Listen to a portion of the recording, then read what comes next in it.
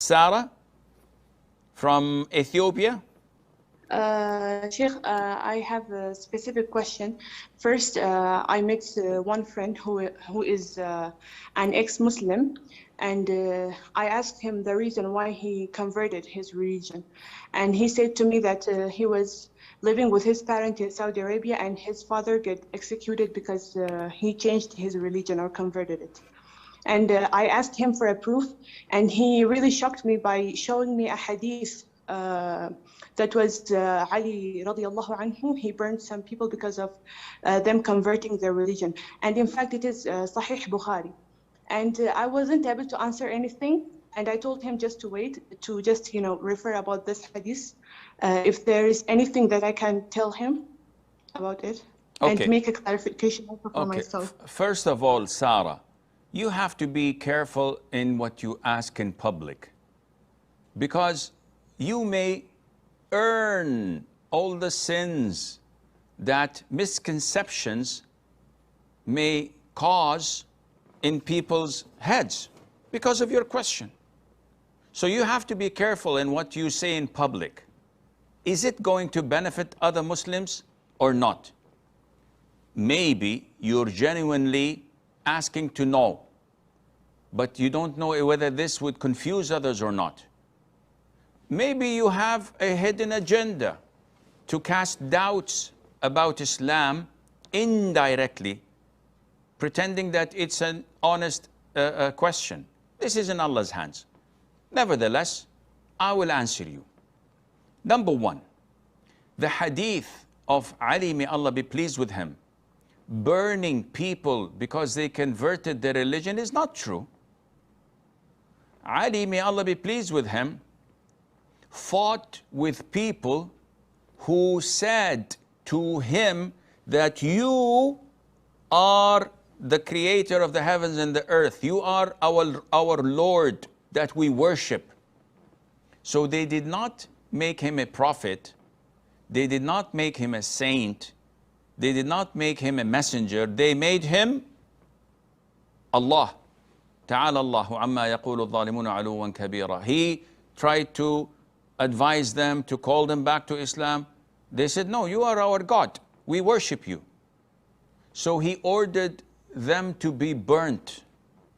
His cousin, Ibn Abbas, may Allah be pleased with them all, said to him, the Prophet prohibited killing people by burning them, because no one tortures with fire except Allah the Almighty.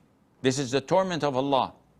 But he had already executed them by doing this to make them an example to others, so that they won't do such a heinous, blasphemous act. So it was not changing their religion.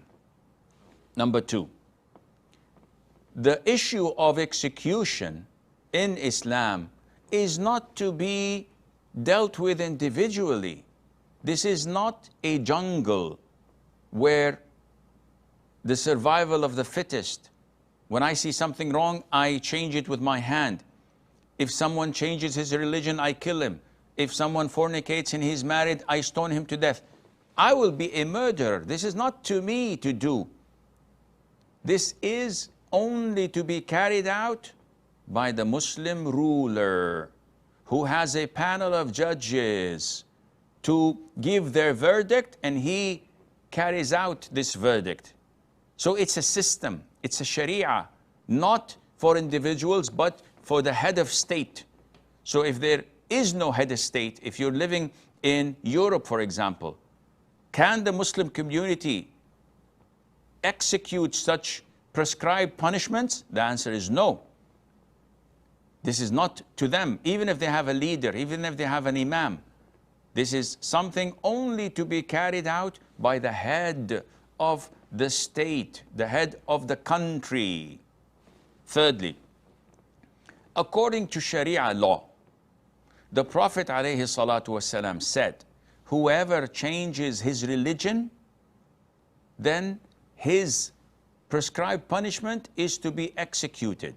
Again, by whom? By Tom, Dick, or Harry? No.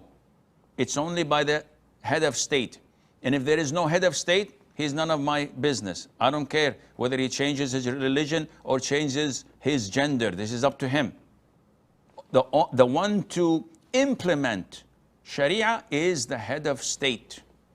So whoever changes his religion from Islam to another religion in a Muslim country, according to their laws and to their Sharia and to the Muslim court, a panel of judges sit with him, try to convey the message and how dangerous this is and what will happen to him.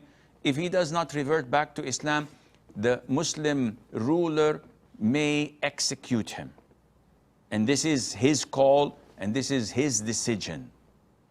So, number 4, how is it possible for a Muslim like yourself to take a friend who was an ex-Muslim, someone who curses your religion, someone who's trying his level best to take you out of Islam with him, whether you are willing or not, I don't know, but I'm assuming that you're not. That's why you're calling me.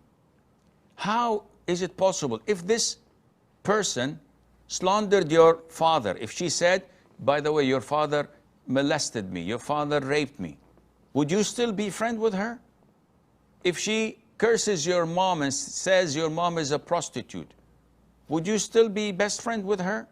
If she tells everybody that you had an affair with her brother and she shows them the proofs which she made up, would you still be friend with her? Of course not. Why? Because you honor yourself. You have dignity.